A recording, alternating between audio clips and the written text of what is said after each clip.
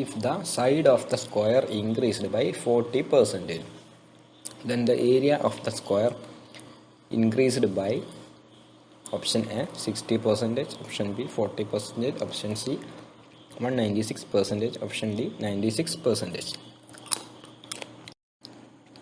അതായത് ഒരു സമചതുരം അതിൻ്റെ ഒരു വശം 40% വർദ്ധിക്കുകയാണെങ്കിൽ അതിൻ്റെ ഏരിയയിലുണ്ടാകുന്ന, അതിൻ്റെ വിസ്തീർണത്തിലുണ്ടാകുന്ന ചേഞ്ച് എത്രയാണെന്നാണ് ചോദിച്ചത്.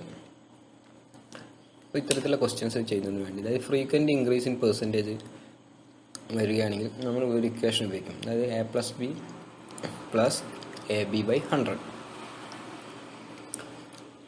ഇവിടെ എയും ബിയും സെയിം ആണ് ഇൻക്രീസ് ചെയ്യുന്നത്.